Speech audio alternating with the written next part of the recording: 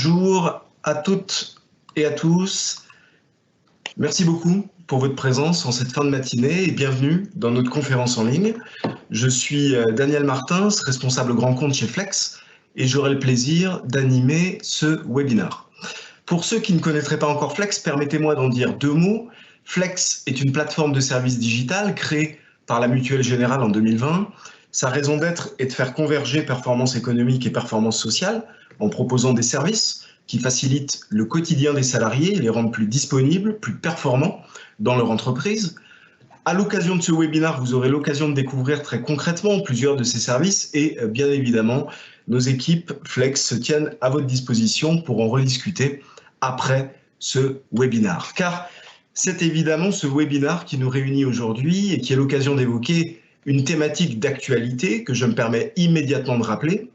La qualité de vie au travail à l'épreuve de la crise sanitaire, comment les entreprises se sont-elles adaptées, comment répondent-elles aux préoccupations de leurs salariés. Pour répondre à cette double série d'interrogations, nous allons nous appuyer sur l'expertise, l'expérience et évidemment le talent de 4 intervenants prestigieux et je profite évidemment de ce moment pour les remercier chacune et chacun. Je sais leurs agendas débordés et leur temps précieux. Merci d'avoir accepté de nous consacrer 1 heure pour partager vos réflexions et vos retours d'expérience. Mais qui sont donc ces prestigieux intervenants? Permettez que je les laisse immédiatement se présenter. Rosa Naïtsada, vous êtes directrice LMG Conseil et Services. Je vous laisse le soin de débuter ces présentations. Bonjour à tous, comme l'a dit Daniel, donc je suis la directrice de LMG Conseil et Services, qui est une start-up filiale de la Mutuelle Générale, qui a été développée, comme son nom l'indique, pour faire des services et des conseils, essentiellement à destination des entreprises. Merci beaucoup Rosa. Hélène Bengorin, vous êtes DRH au sein de la Mutuelle Générale, je vous laisse vous présenter. Oui, bonjour à toutes et à tous, ravi de vous rejoindre pour ce webinaire. En effet, je suis donc DRH de la Mutuelle Générale depuis le 4 janvier dernier, donc tout récemment. Merci beaucoup Hélène. François Moreau, vous êtes président de LHH, vice-président d'ADECO. Je vous laisse vous présenter en quelques mots. Oui, d'abord vous remercier. Ravi d'être présent à ce deuxième webinaire, puisque j'avais eu le plaisir de participer au premier. Et donc, j'ai une double fonction de président d'LHH, qui est le cabinet RH du groupe ADECO, et la vice-présidence d'ADECO France, pour développer toutes les synergies de nos expertises auprès de nos clients. Merci beaucoup François. Nicolas Recapé, vous êtes directeur de l'organisation et des RH au sein du groupe Talent. Je vous laisse également vous dire quelques mots. Oui, bonjour à tous. Comme François, je suis ravi effectivement d'être parmi vous aujourd'hui pour cette deuxième session. Donc pour ma part, je suis Nicolas Recapé. J'ai la chance aujourd'hui de m'occuper de l'organisation et des ressources humaines du groupe Talent. Talent étant un cabinet de conseil qui regroupe près de 3000 consultants, à la fois en France dans 10 implantations ainsi que dans 11 pays dans le monde. Nous accompagnons nos clients qui sont des grandes entreprises, institutions ou organismes d'État dans leur transformation, qu'elles soient organisationnelles, technologiques ou encore digitales. Merci beaucoup Nicolas, merci à toutes et à tous pour ces présentations rapides. J'informe dès à présent les participants que vous avez la possibilité d'utiliser le chat pour poser vos questions. Nos modérateurs prendront connaissance de celles-ci et auront la possibilité de les poser aux intervenants en fin de séance. Je vous propose maintenant de débuter notre webinaire en revenant en premier lieu sur la séquence de gestion de la crise sanitaire et en écoutant les retours d'expérience de nos intervenants. Première partie donc de ce webinaire, gestion de la crise, retour d'expérience. Voici tout juste 1 semaine, le chef du gouvernement nous annonçait de nouvelles restrictions dans 16 départements, dont l'Île-de-France. Parmi la liste des mesures figurait notamment la fermeture des commerces et des rayons non essentiels, dont la liste a été légèrement réformée par rapport au précédent confinement, et l'instauration d'un objectif gouvernemental de recours au télétravail fixé à au moins 4 jours sur 5. Une fois encore, les entreprises ont dû se réorganiser en quelques jours pour mettre leurs salariés en sécurité, respecter les contraintes sanitaires imposées par les pouvoirs publics et maintenir, lorsque cela était possible, leur activité économique. en fonction des secteurs d'activité, la gestion de cette crise sanitaire a été fortement différente. Et ce que je vous propose immédiatement, c'est de demander à nos intervenants de revenir successivement sur la façon dont ils ont géré cette séquence dans leurs entreprises respectives. François Moreau, le monde de l'intérim a été évidemment l'un des premiers fortement impactés. Je vous propose donc de débuter cette séquence. Merci Daniel. Moi, je commencerai par un sujet qui nous est cher chez Adecco, c'est notamment le sujet des compétences. On a profité de cette période, il y a quasiment un an, mois d'avril, moins 70% de notre activité. La première chose que les entreprises arrêtent, finalement, c'est souvent les intérimaires. Et donc, nous, on a été impactés finalement de façon rapide et de façon extrêmement importante. Et donc, on a profité de cette période pour lancer un programme très important, à la fois pour les salariés d'Adecco, mais aussi pour les salariés qui sont, en tout cas les intérimaires qui sont salariés chez nous, ce qu'on appelle les CDI intérimaires, et de leur offrir la possibilité à la fois d'avoir accès à des contenus de formation, en fonction à la fois de choix, mais aussi de leur déshydratat. Et peut-être, je sais que beaucoup d'entreprises ont profité aussi de cette période pour permettre aux salariés d'avoir accès à ces contenus, en utilisant notamment un partenaire qui s'appelle Open Classroom, mais en allant plus loin. En allant plus loin et notamment en proposant aux salariés volontaires de bénéficier de ce qu'on appelle la VAE, donc la validation des acquis de l'expérience, qui permet à des collaborateurs qui ont eu différentes expériences, et notamment des expériences professionnelles sur lesquelles ils veulent avoir une reconnaissance, une certification ou un diplôme, de le faire. Et ça a été extrêmement riche puisque des dizaines de salariés se sont lancés dans cette aventure et on a en retiré beaucoup de satisfaction. Pour nous, la VAE est un outil extrêmement important, à la fois pour nos propres ressources, mais aussi pour l'extérieur, avec peut-être un concept, et je vous le livre, qui est aujourd'hui ce qu'on appelle la VAE inversée. Alors, c'est quoi la VAE inversée ? La VAE, c'est finalement un peu la notion du rétroviseur, c'est-à-dire que vous avez acquis de l'expérience et à un moment donné, vous souhaitez, et on vous offre la possibilité de valoriser cette expérience.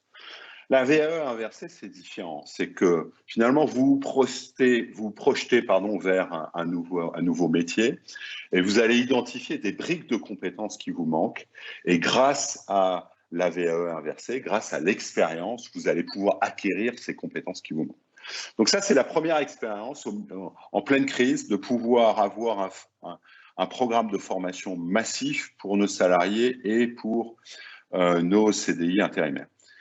Ensuite, ce qu'on a constaté de façon extrêmement précise, c'est qu'à la fois, il y a eu malheureusement des milliers, des dizaines de milliers, des centaines de milliers d'emplois qui ont été détruits. On a les chiffres aujourd'hui, on parlait de 700, 800 000 emplois. Les chiffres sont un peu plus bas, mais c'est quand même 350 000 emplois qui ont été détruits l'année dernière en France, ce qui est considérable. Et à côté de ça, avoir énormément de mal à recruter sur certains métiers.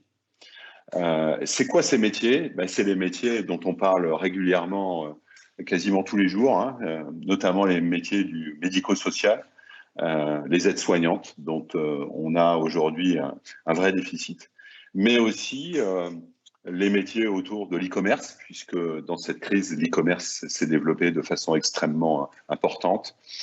Le BTP, quand il a repris, et puis les nouvelles technologies qu'on est en train d'implanter avec la 5G. Donc d'un côté, vous avez eu les suppressions massives d'emplois, notamment dans le secteur industriel, et de l'autre côté, pour nos clients, de vraies difficultés à recruter. Et donc on a lancé une initiative en octobre dernier, qui est de permettre à des demandeurs d'emploi, des intérimaires, d'être formés au sein du groupe dans le cadre d'un CDI apprenant réservé à ces fameux métiers en tension.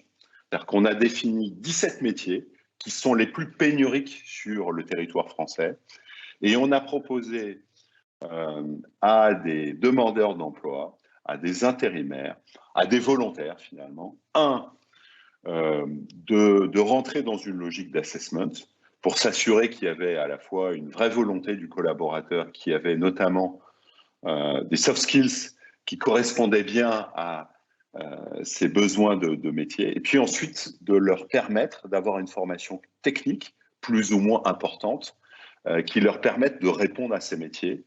En quoi le CDI apprenant est une innovation ?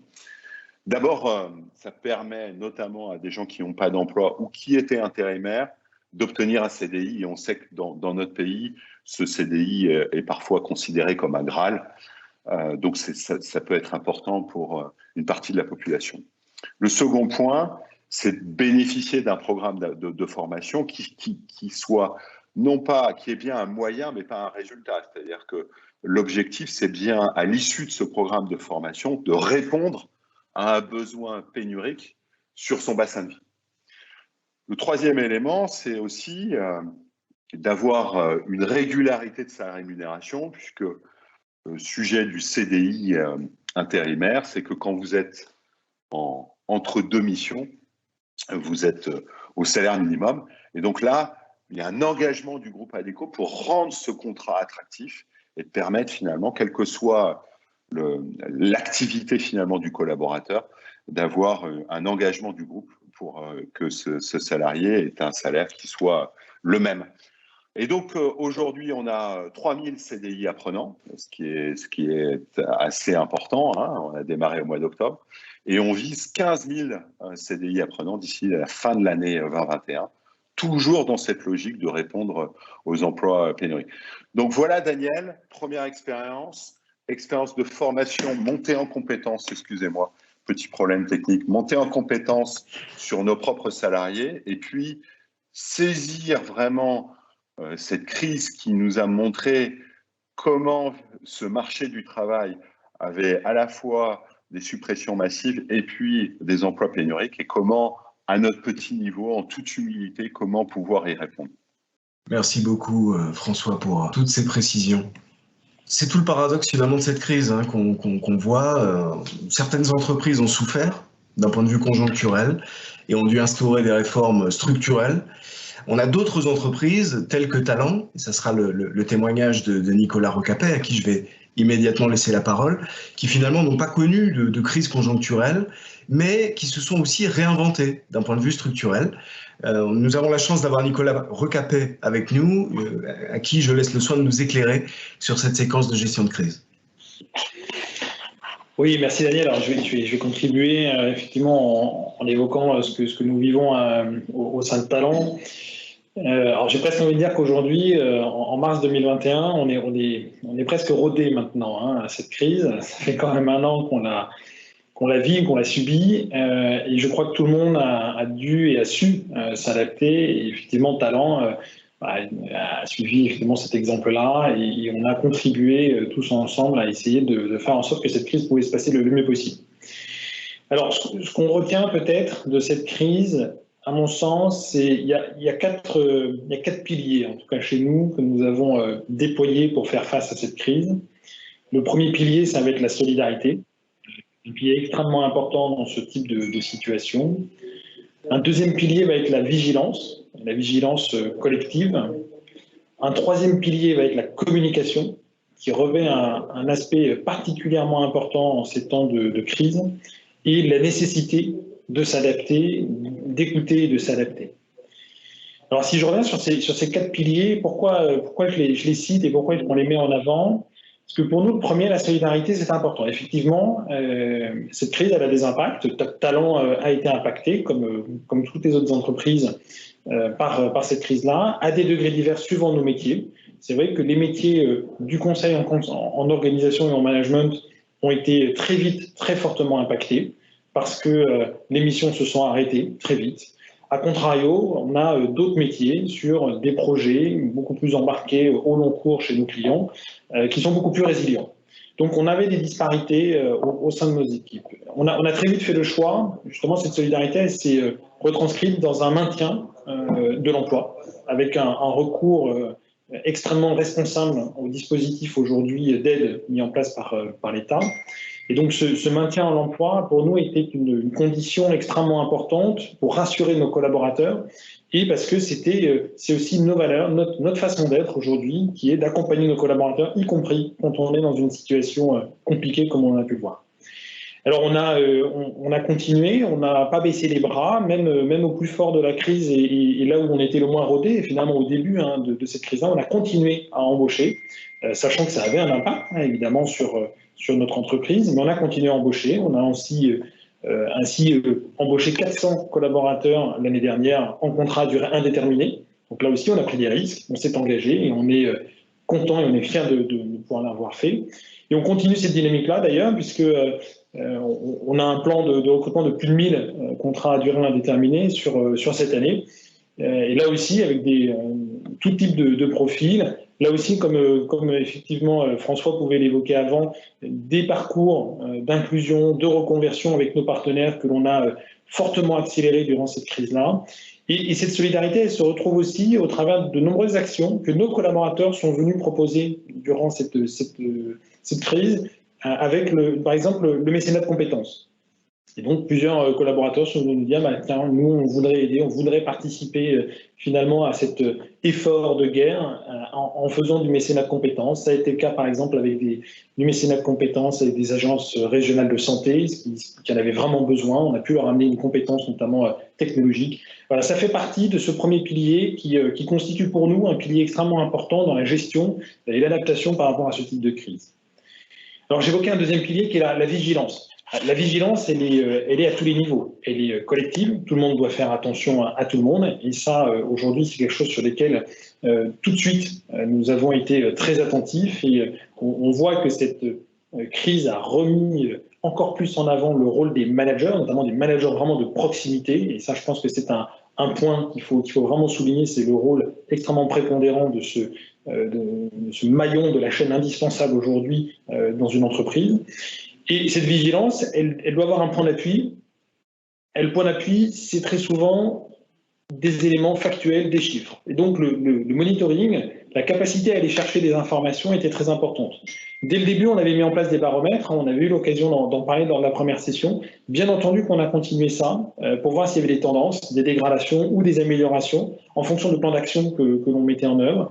On a continué, bien évidemment, à avoir les dispositifs d'attention sur les risques psychosociaux avec une hotline disponible pour l'ensemble de nos collaborateurs. La télémédecine a joué un rôle extrêmement important. On a eu plus de 3 fois plus de consultations de télémédecine au deuxième semestre que sur le premier semestre de l'année 2020. Donc on voit que c'est un dispositif qu'on avait, nous, avant la crise, mais qui vraiment a trouvé encore plus de sens durant cette crise Covid que nous connaissons.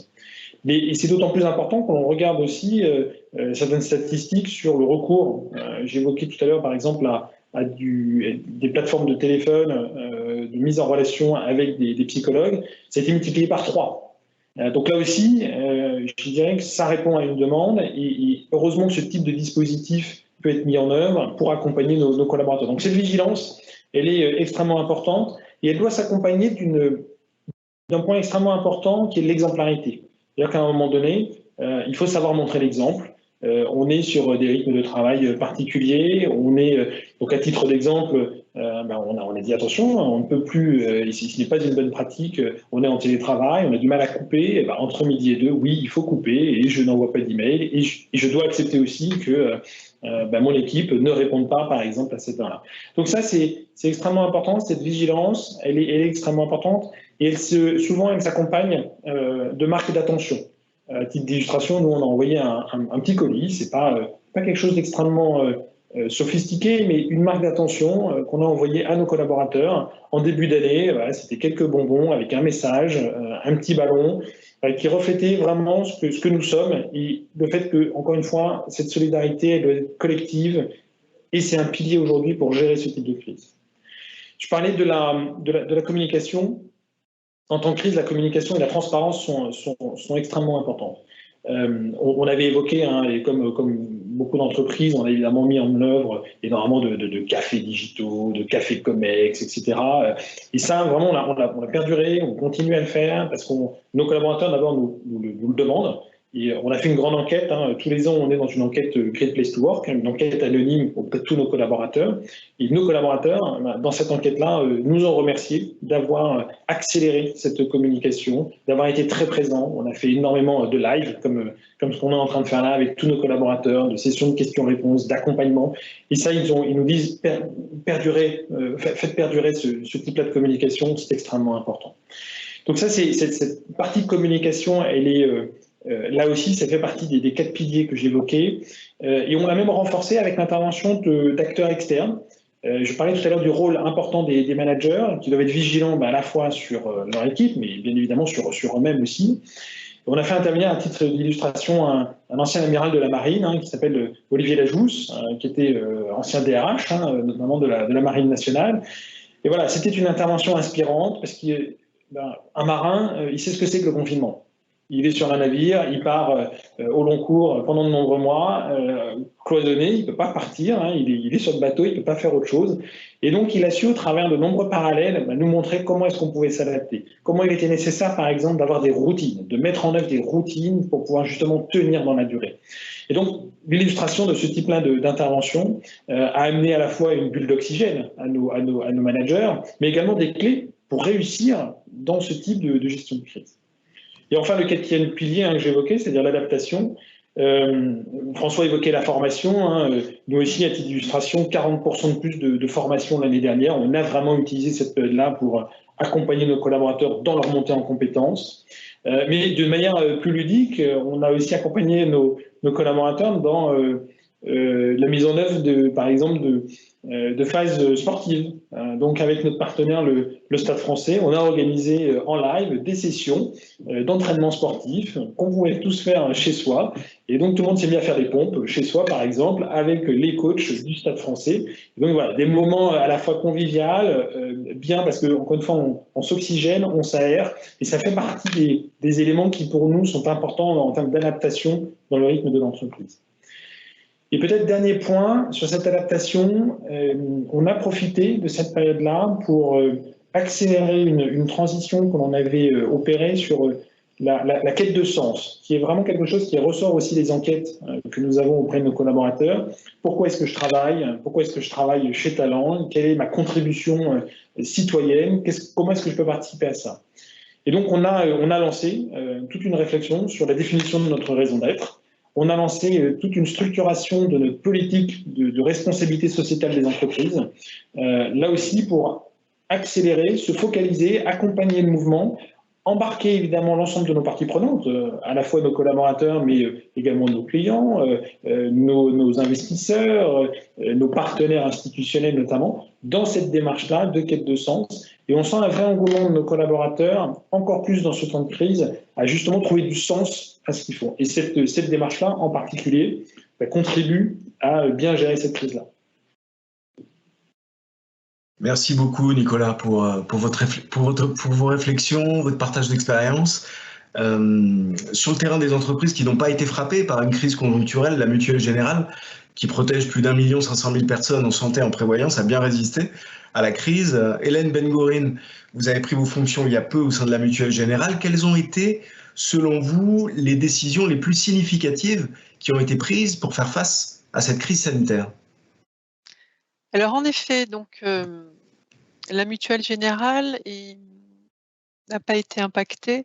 Néanmoins, on a tous vécu une situation très nouvelle, quelle que soit la position qu'on occupait dans l'entreprise, qu'on soit membre de la direction générale ou collaborateur opérationnel. Et donc finalement, on a tous été confrontés à une situation d'apprentissage.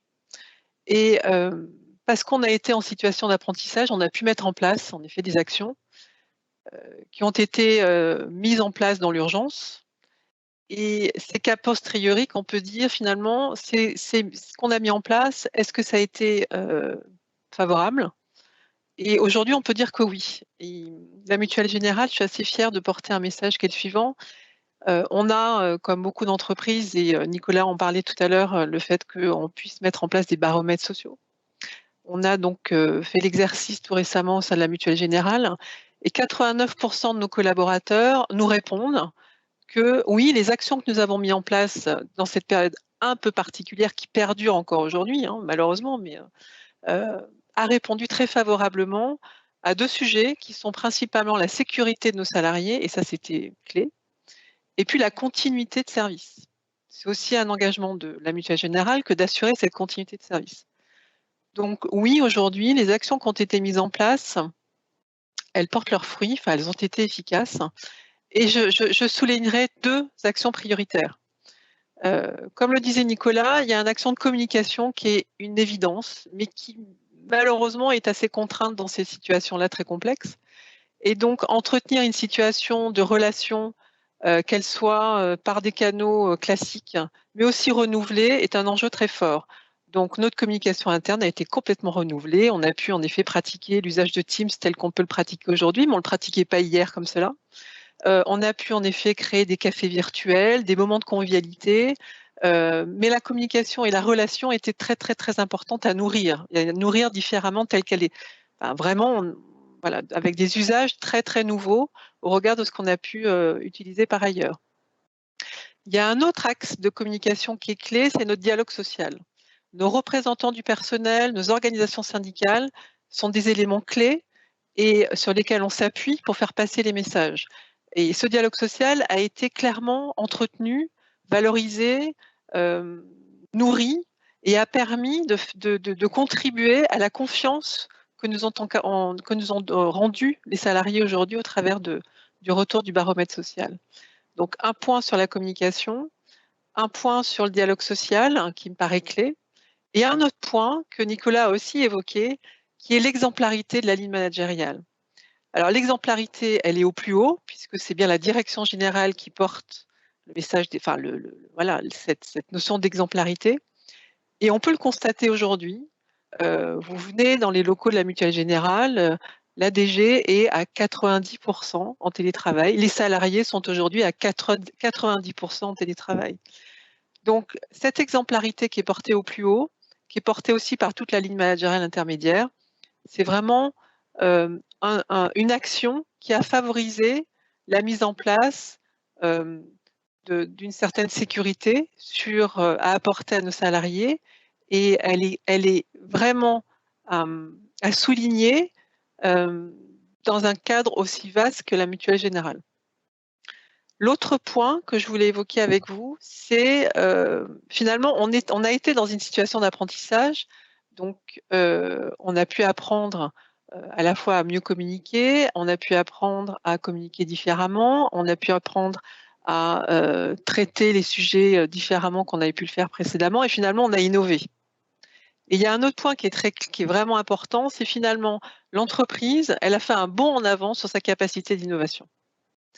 Et cette capacité d'innovation aujourd'hui, elle a pu se traduire par une convention commerciale qui a été exclusivement digitale, donc quand même quelque chose de très très nouveau, qui a pu réunir plus de 400 collaborateurs sur un temps donné, donc une journée sur un même lieu mais à distance. Et franchement, c'était un pari vraiment réussi qui a été entrepris tout récemment, puisque ça a eu lieu au mois de février. Et ça témoigne bien que finalement, on a été en situation d'apprentissage et on a bien capitalisé sur cet apprentissage pour mener des choses vraiment très très nouvelles et porter ces sujets d'innovation. L'autre innovation qui est très récente, et je peux en parler d'autant plus que je l'ai vécu hier avec la direction des ressources humaines, on a fait, au sein de la direction des ressources humaines, on a organisé un team building digital avec un escape game digital. Et 50 collaborateurs ont été réunis lors de cet escape game. Et ça a été aussi un moment très, très intéressant parce qu'on a tous été en situation d'apprentissage, mais on a participé à l'innovation.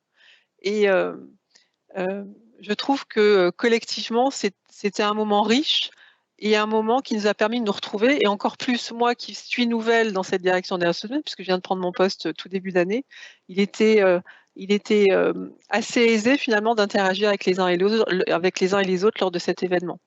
Donc, 3 éléments clés, cette exemplarité managériale qui va du plus haut jusqu'à la ligne managériale intermédiaire, qui est vraiment pour moi un facteur clé de succès dans l'accompagnement de la crise sanitaire. Le sujet de la communication qui traite à la fois des usages un peu nouveaux, des outils qu'on a en main aujourd'hui, qu'on n'avait pas hier, mais aussi une communication via notre dialogue social, et puis le critère de l'innovation, qui est vraiment très important, parce que finalement, il faut se mettre en chemin sur ces sujets d'innovation, et c'est ce qui permet de capitaliser sur cette situation de crise aussi. Voilà ce que je pourrais vous dire. Merci beaucoup, Hélène. Merci pour votre intervention. Comme nous venons de le voir, la séquence de gestion de la crise sanitaire a nécessité de l'agilité dans les entreprises. De nouveaux dispositifs ont été instaurés et il est fort à penser qu'ils changeront à jamais notre façon de travailler. Du point de vue des salariés, des enquêtes menées par Santé publique France ont mis en évidence que la prévalence des états dépressifs avait plus que doublé entre septembre et novembre 2020 et que cette situation pouvait fragiliser une future reprise économique. Rosanne Aïtsada, vous êtes directrice de LMG Conseil Service et avez réalisé des études sur les dispositifs mis en place.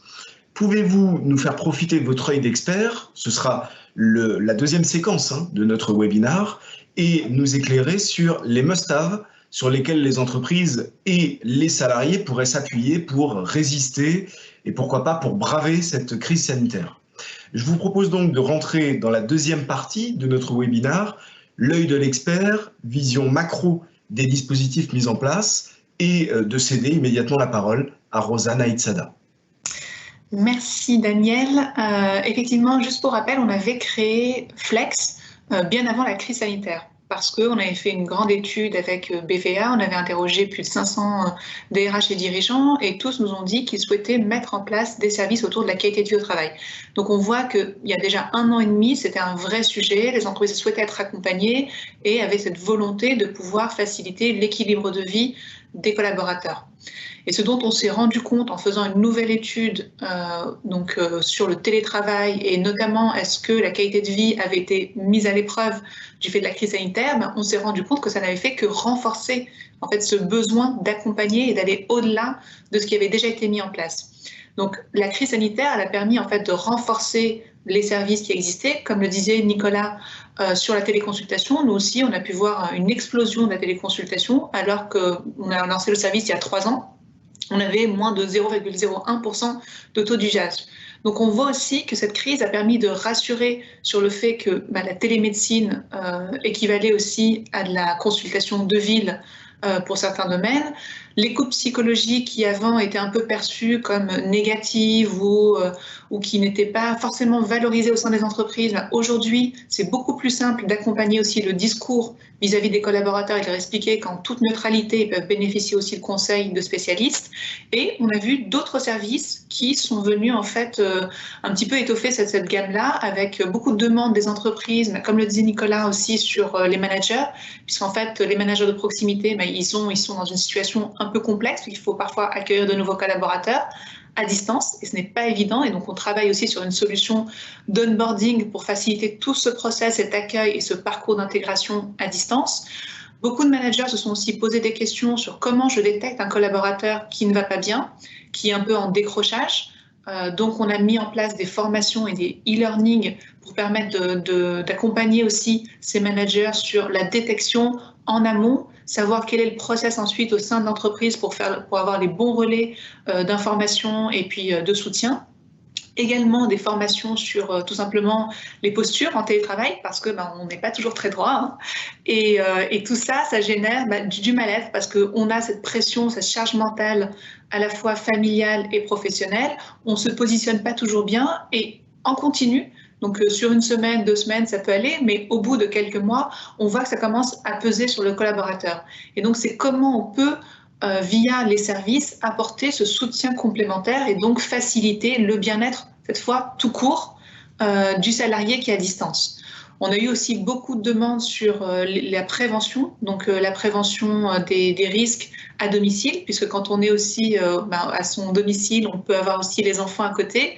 Et donc bien souvent, on forme certains référents d'entreprise, mais on ne forme pas toute l'entreprise. Donc pour ça, on a mis en place des modules digitaux. Donc on a vu que ça répondait aussi à un vrai besoin. Et on assiste à d'autres demandes aujourd'hui qui est comment je fais en sorte que mes collaborateurs reviennent au travail. Et c'est là où on a en fait ce qui a été appelé le syndrome de la cabane, où en fait ça existe depuis le début du XXe siècle. Ça a été observé sur des populations qui sont restées en isolement assez longtemps. Et on voit que les DRH sont aussi confrontés à cette problématique, c'est comment je rassure le collaborateur pour revenir sur son lieu de travail une fois qu'on sera sorti de cette crise. Et donc, certaines entreprises commencent déjà à anticiper en rassurant, en préparant le cadre qui fait qu'on se sent bien aussi quand on revient dans cette situation qui est plus la situation, on va dire, classique.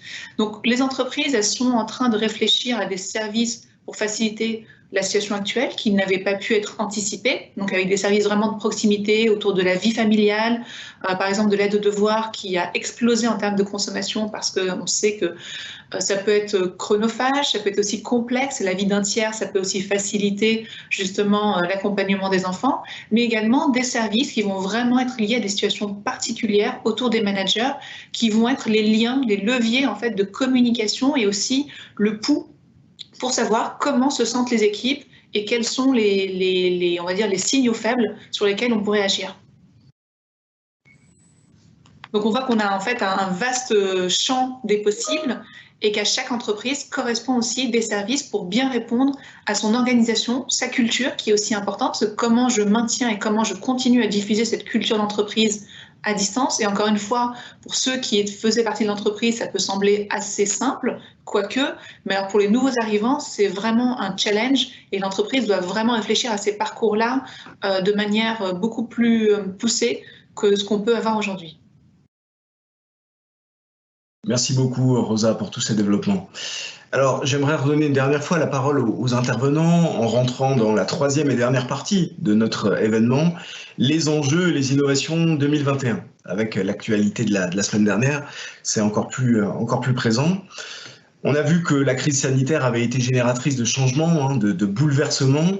Tout ça n'est pas fini, tout ça n'est pas terminé. François Moreau, chez LHH Adecco, quels sont les enjeux, les innovations sur lesquelles vous travaillez, sur lesquelles vous vous préparez pour 2021 ?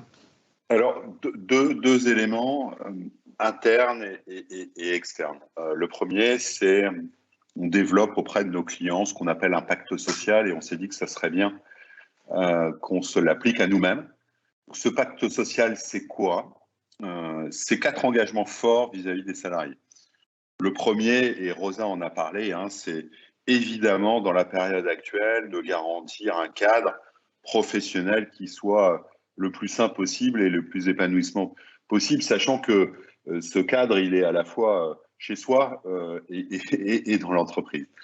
Donc ça, c'est le premier point. Et on sait que c'est pas toujours facile et que chaque salarié ne bénéficie pas toujours d'un espace, notamment chez lui, suffisant pour travailler dans des conditions les plus agréables.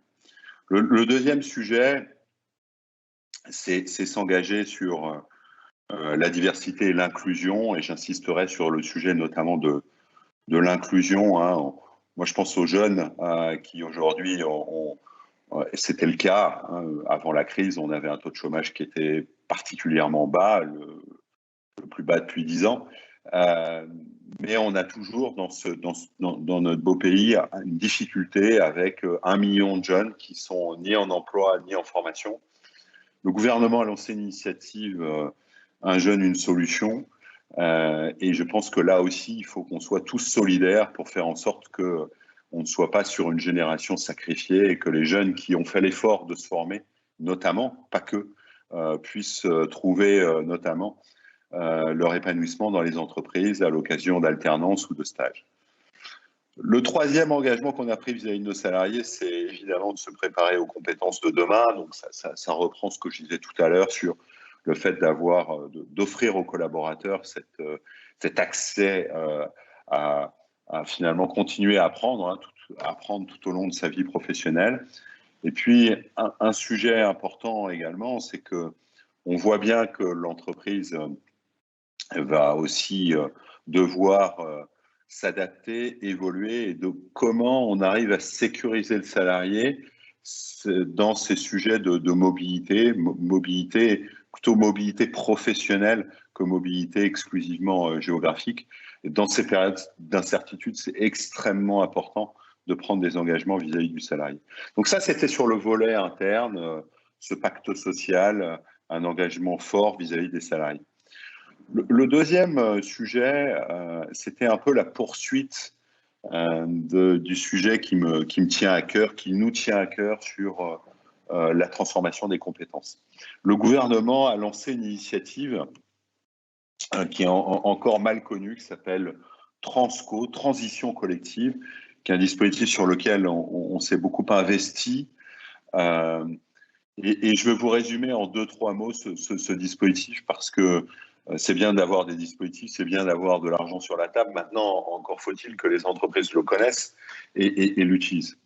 Ce dispositif, il vise à favoriser la reconversion professionnelle de salariés dont les métiers vont être ou sont déjà fragilisés. En partant d'un principe que tout ça doit se faire dans un dialogue social apaisé. Et donc, on est dans le cadre d'une GEPP, donc d'une gestion des emplois et des parcours professionnels. On est aussi dans une logique qui est, à mon avis, extrêmement importante de volontariat de la part du collaborateur.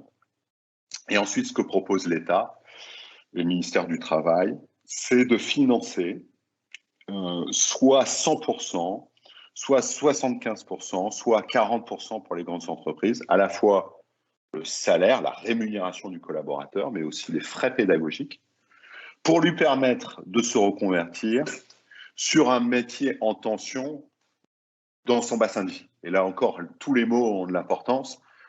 C'est pas de se reconvertir vers un métier, mais c'est de se reconvertir vers un métier qui, là où il habite, là où il vit, connaît des difficultés.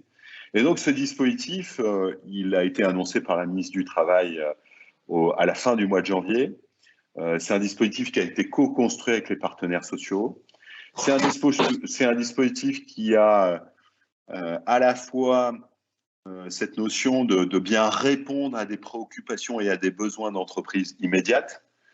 Et c'est surtout un dispositif qui a une vocation à fonctionner au niveau territorial, parce que ces sujets-là, et vous le savez, ça ne se gère pas à Paris, ça ne se gère pas en centrale, ça ne se gère pas au niveau national, ça se gère finalement dans les bassins d'emploi qui sont confrontés à certaines pénuries d'emploi, et d'un bassin à un autre, on a évidemment des situations très très différentes. Je prendrai juste l'exemple du bassin toulousain qui est aujourd'hui évidemment très impacté par l'aéronautique et les difficultés de l'aéronautique. Il se trouve que ce bassin avait, comme certains territoires italiens, une vraie spécialisation qui a fait le succès de Toulouse pendant des années, mais qui aujourd'hui est sûrement une contrainte. Et donc, comment ce bassin toulousain peut se projeter demain vers à la fois les industries du futur, et notamment l'hydrogène pour continuer à faire voler les avions, mais aussi se projeter vers d'autres filières. Il se trouve qu'il y a une filière vélo française qui est en train de renaître de ses cendres, et on ne peut que s'en féliciter. Comment, grâce à ce dispositif, on va pouvoir aider le développement de ces nouvelles filières. Donc vraiment, et c'est un message au DRH qui nous écoute, comment on peut profiter de ce dispositif qui est, à mon avis, qui répond bien aux besoins du moment et qui va évoluer encore dans les prochaines semaines, mais qui est déjà opérationnel. Et donc vraiment, transition collective, si vous avez un mot à retenir de mon intervention, c'est évidemment ADECO, mais c'est aussi transition collective. Merci Daniel. Merci François. On retiendra plus qu'un mot de votre intervention, j'imagine, mais on a bien noté transition collective, ADECO et LHH. Nicolas, l'innovation, c'est évidemment l'ADN de Talent. Pour vous, les sujets sur cette année 2021 en termes d'enjeux, d'innovation, quels sont-ils ? Alors, j'ai évoqué tout à l'heure effectivement l'accompagnement dans la recherche de quête de sens de nos collaborateurs avec la définition de notre raison d'être et notre politique ASE. Donc ça, c'est des projets que nous avons amorcés et qui sont extrêmement importants et qui aboutiront là à la fin du premier semestre 2021 chez nous. Et il y a un sujet particulier à l'intérieur de ça qui est la question du partage de la valeur. Talent a engagé il y a maintenant quelques années finalement un actionnariat salarié et on a décidé de lui donner encore une accélération sur cette première phase de l'année. Et donc là, on est dans une opération où on est en train de proposer à de nombreux collaborateurs de rejoindre le cercle d'actionnaires de l'entreprise. Ça répond à une vraie demande, ça répond aussi ça se projette dans pourquoi finalement Talent et pourquoi pas une autre entreprise. Et cette capacité à participer au projet de croissance et de développement de talent en étant notamment actionnaire de l'entreprise répond à cette question-là.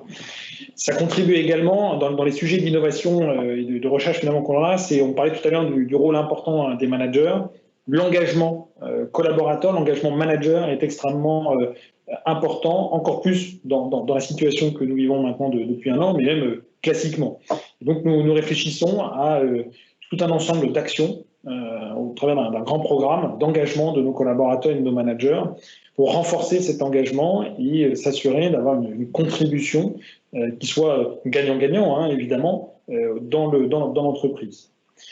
Alors, il y a un sujet assez pragmatique, hein, mais auquel tout le monde se retrouve confronté. Et on parlait tout à l'heure du syndrome de la cabane, hein, effectivement, Rosa évoquait ça.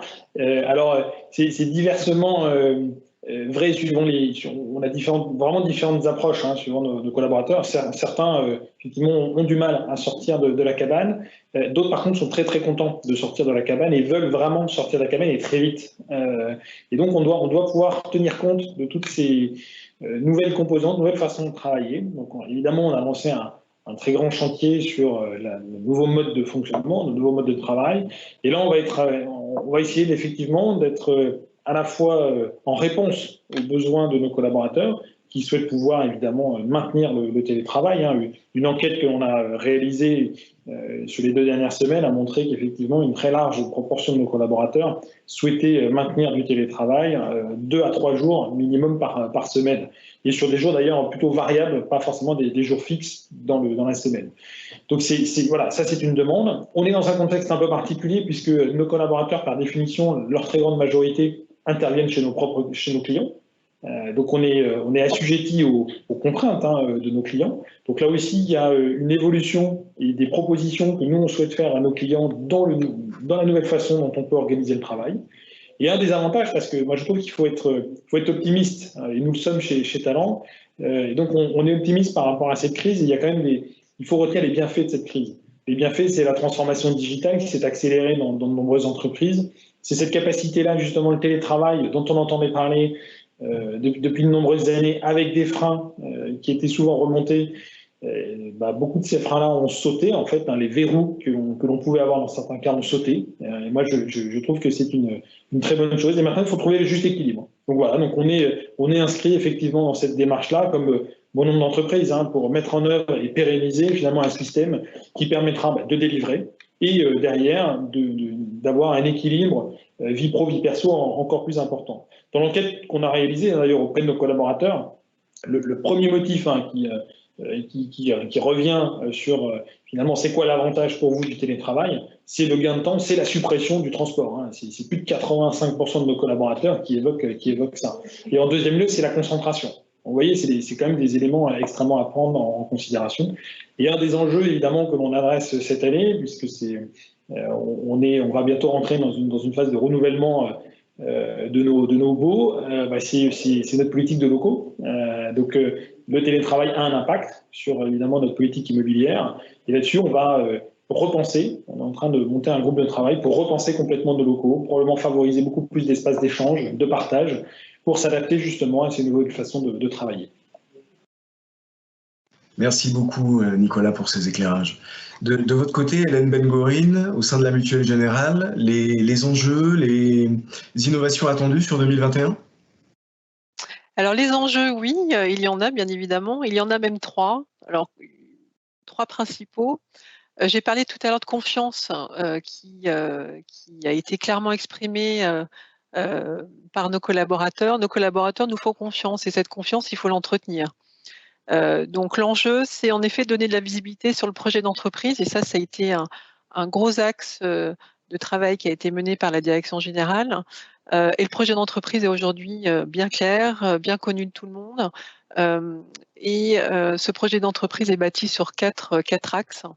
Avec un axe prioritaire qui est la solidarité. Et la solidarité On l'a traduit aussi bien sur des axes intergénérationnels que sur la solidarité sur les aidants, notamment les salariés aidants. C'est aussi un axe sur lequel on va travailler.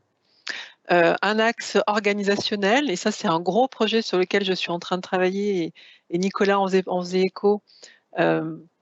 Donc, on capitalise sur cette expérience de télétravail, et comme les salariés de talent, les salariés de la Mutuelle Générale souhaitent continuer à télétravailler, et encore plus qu'ils n'ont pu le faire, mais pas sur une façon contrainte. C'est tout l'enjeu en fait. Et donc, comment accompagner cette activité en télétravail de façon pérenne, sécure pour tout le monde, à la fois pour les salariés et l'entreprise, tout en assurant une continuité de service et surtout une qualité de service. Ça, c'est l'enjeu primordial. C'est tout le projet de l'open travail qu'on est en train d'élaborer, de négocier avec nos organisations syndicales. Donc, je ne peux pas aller plus loin que ça aujourd'hui puisque les échanges sont en cours. Mais néanmoins, c'est un projet qui est fortement attendu, sur lequel on s'appuie énormément pour renouveler nos pratiques, encore une fois, et porter des sujets d'innovation. L'autre point, l'axe prioritaire, vous l'avez compris sur notre politique, c'est les services. Et l'enjeu sur ces services-là, c'est justement, au travers des services qui sont portés par Flex, qui sont à la portée de nos clients, finalement, c'est aussi s'approprier ces services-là dans le cadre d'une symétrie des attentions. Et ça, aujourd'hui, on est clairement dans ce sujet-là. Nos salariés peuvent bénéficier des services qui sont proposés au travers de la plateforme Flex. C'est un véritable atout. On l'a bien vu, notamment les sujets liés au bien-être à domicile, comment bien travailler, comment bien s'équiper, comment bien s'ajuster dans sa prise de fonction et de sa prise à son domicile est clé, et ça s'est accompagné. De la même façon, on utilise les services d'une sophrologue, et là pour le coup, en effet, c'est vraiment, vraiment bien utilisé, et ça crée une vraie bulle d'air pour tous les salariés qui peuvent en bénéficier. Enfin bref. Donc, à la fois l'appropriation de ces services, le volet organisationnel, et puis surtout, à ne pas oublier, c'est tout l'accompagnement et l'enjeu managérial, parce que on le vit aujourd'hui, finalement, la qualité managériale va dépendre aussi de ce que l'entreprise va pouvoir proposer à ses managers pour rendre encore plus agréable, finalement, l'activité managériale. Et il y a 4 actions clés qu'on souhaite mettre en place. C'est à la fois donner l'opportunité à nos managers d'avoir des temps dédiés à la convivialité, et à la convivialité à distance, ou même en présentiel, parce qu'il faut aussi organiser des choses en présentiel. Demain, ce sera possible, on espère. Un temps dédié à la qualité managériale individu par individu. Donc, c'est quels sont les signaux faibles qui me font identifier que mon collaborateur est en situation de détresse, et du coup, qu'il faut que j'actionne différents outils que je peux avoir à ma main. Un temps aussi dédié sur l'information et la coordination, parce que, comme on l'a dit précédemment, on a bien vu que l'information, la communication, c'est un facteur clé de succès dans le contexte dans lequel nous vivons, et ça va perdurer. Et puis, un temps d'ouverture aussi, c'est-à-dire permettre aux managers d'aller chercher à l'extérieur et pouvoir s'inspirer à l'extérieur de pratiques un peu innovantes. Et ça, c'est quelque chose qu'on souhaite développer à la Mutuelle Générale, et donner à la main de nos managers cette capacité à sortir un peu du bois et de se dire, tiens, cette pratique-là m'intéresse, comment je peux l'appliquer chez moi-même, et comment finalement mon équipe, on peut l'adopter ensemble. Voilà. Donc ça, c'est 3 enjeux clés: un enjeu organisationnel, un enjeu d'attention à nos collaborateurs via la prestation de services, et puis un enjeu d'accompagnement de la vie managériale. Merci beaucoup, Hélène, pour ces précisions. De votre côté, Rosa Naïtsada, finalement, qu'est-ce qu'on pourrait se dire sur 2021? Est-ce qu'il y a des thématiques, est-ce qu'il y a des sujets sur lesquels les entreprises auraient intérêt de se positionner, d'investir en termes de services pour réussir à concilier encore mieux cette performance économique avec cette performance sociale? Alors, chez Flex, ce qu'il faut comprendre, c'est que l'innovation, elle est permanente. Sinon, on ne serait pas Flex.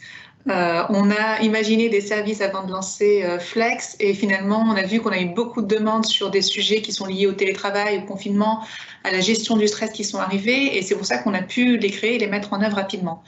Maintenant, tout le challenge côté Flex, c'est comment on fait pour accompagner les entreprises à avoir une politique servicielle qui vienne compléter la rémunération financière.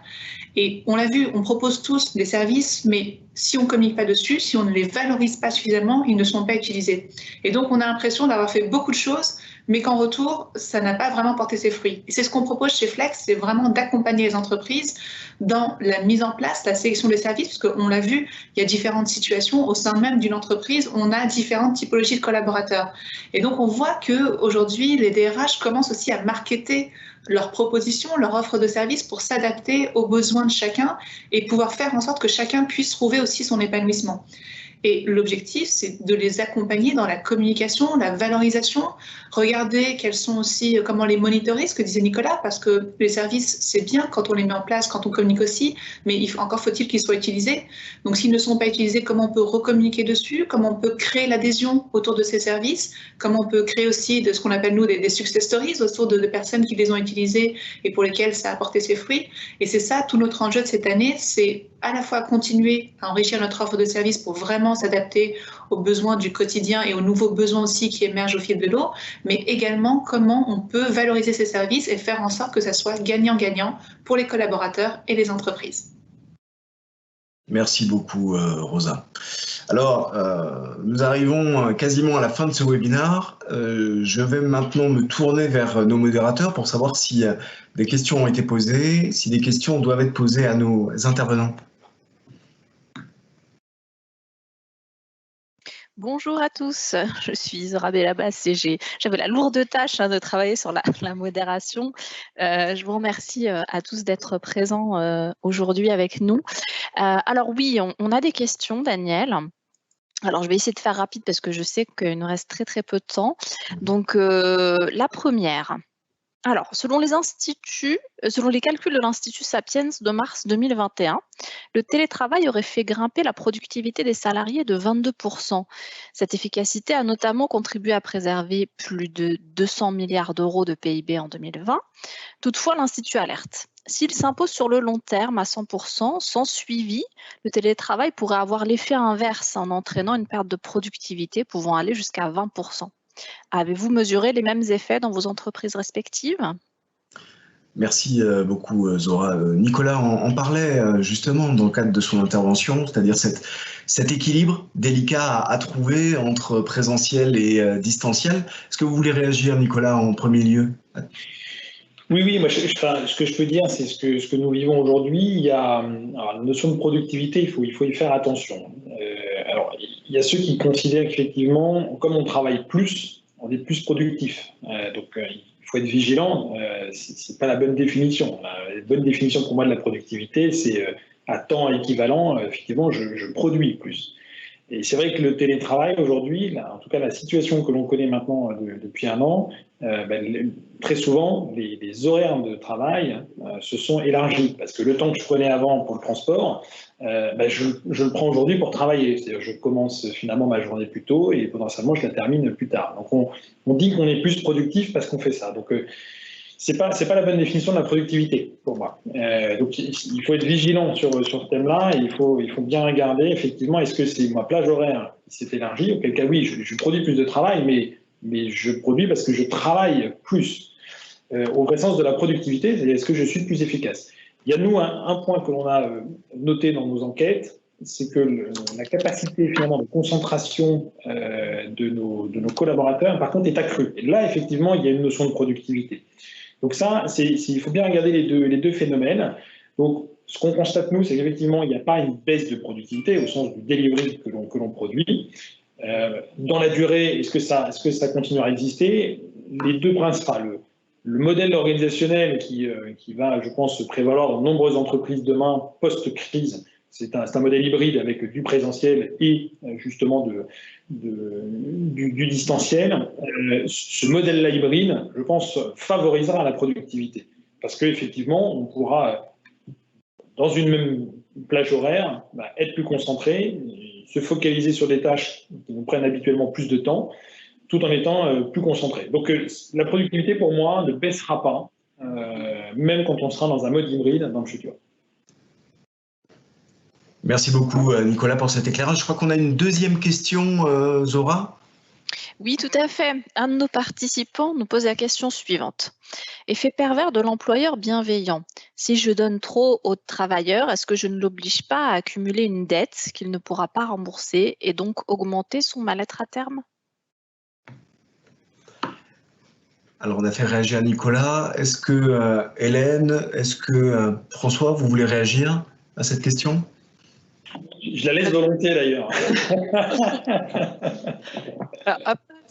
Ce qui m'interpelle, c'est si je donne trop aux salariés, c'est un bon équilibre de toute façon. Tout l'enjeu justement des négociations, c'est bien d'assurer cet équilibre. Et tout l'enjeu de la qualité de vie au travail, c'est aussi assurer cet équilibre entre performance économique et performance sociale. Donc la réponse, elle est au centre, si je puis dire.